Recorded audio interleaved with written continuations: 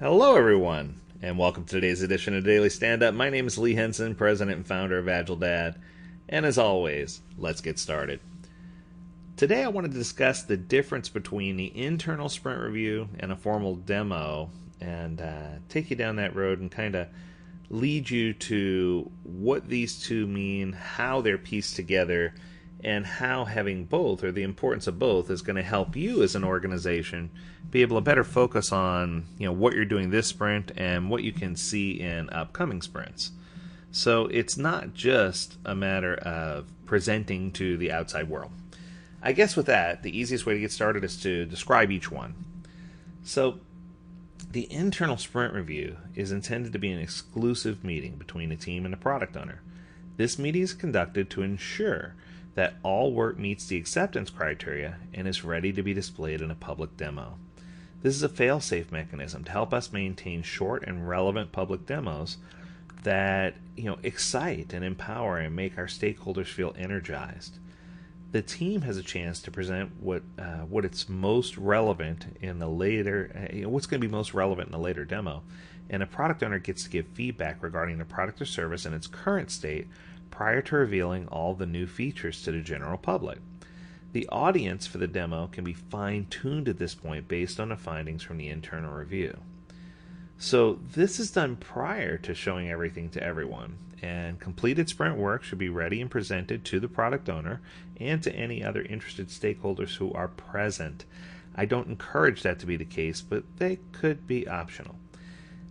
From an output perspective, the presented work will be validated to make certain that it meets the acceptance criteria and that it's ready for the demo. And I know I repeated that, but I just want to make sure you understand that that's the key.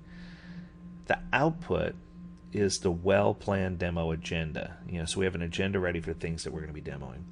While this meeting's not one of the core Scrum meetings, it's certainly vitally important as it allows us to be prepared to showcase our work in a public-facing demo. So the review should never exceed an hour in length, should be held just prior to the actual sprint public demo, and it's critical as a result of this meeting, we do not try to completely reinvent what we built. While some fine-tuning is perfectly acceptable, the purpose of this meeting is to best prepare for a crisp and precise demo to the internal or external stakeholders who are going to be present. This meeting should be everything that we need as a team or group of teams for a demo to take place right after.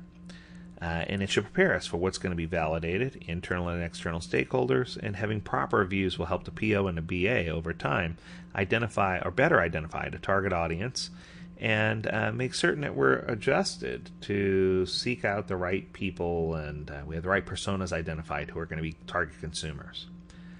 Now, on the other hand, the full-blown demo, the product demo, this is the perfect opportunity for the team to showcase the work that they've completed during the sprint. Different types of product demos are offered to different groups based on the type of work done in a sprint and the expected audience to review the completed work. So for example, if I'm doing a whole bunch of security work this sprint, the security team might be the perfect audience for that demo. If I'm doing infrastructure or architecture, I want to make sure I have the right people present. You don't want to invite all your external consumers in to view those things if those aren't things that they're going to find interesting. So you want to make sure you capture their interest. The purpose of the demo is to align the stakeholder and end consumer wishes to the product or service which we are building. This also serves as a great time to realign on budget, cost, timeline, and any new or existing feature update requests. All interested parties are encouraged to attend and are welcome to comment or ask questions during the Q&A portion of the demo. So we have a time reserved for that. At this time, completed sprint work that has met all the acceptance criteria and has been approved by the PO for the demo should be displayed. At the end, we want to have a clear, well-illustrated demo with all the new features shown and functionality that the team has completed in the prior sprint. This meeting is also a great time for the product owner and related analysts to assess what the future of the product is with all the key stakeholders at the conclusion of the demo. This should take place once per sprint, obviously, and it should be right before the retrospective. So right after the review, right before the retrospective. The product owner should help gear the demo to appeal to the correct audience based on what features are being presented. Each demo could have a different audience and could showcase a different part of the product. The intent of the demo is to inspect and adapt as needed by gathering early and frequent feedback regarding the current items being built. So we want to make sure the product owner is present, obviously, the business analyst, functional analyst, technical analyst, any key stakeholders, the Scrum Master, the Scrum team. Anyone's invited to attend to take a look. This meeting should be small in size and should give the team a sense of accomplishment and provide a product owner with critical information from stakeholders to make best decisions regarding the product or service going forward.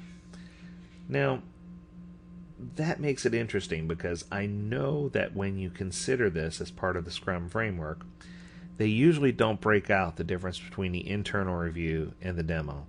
I hope that you understand that the reason I'm doing this is because I sincerely feel if you look at the internal review as an opportunity to align between the product owner and a team and give them a chance to separate out items that are relevant for that demo and for that audience, it will allow the product owner to better scope who the audience is that needs to be present for that particular demo and help formulate a way that the team can provide or present all that they've done, and for the product owner to be able to validate and take valuable information away that's going to help them plan for future upcoming sprints. I hope you found this information useful. As always, I encourage you to visit AgileDad.com where you can find out the latest about Agile workshops, certification classes. Anything that you're looking for is there. We got tons and tons of information, and we hope you found this useful. As always, we encourage you to stay well, stay healthy, stay agile, and until next time, take care.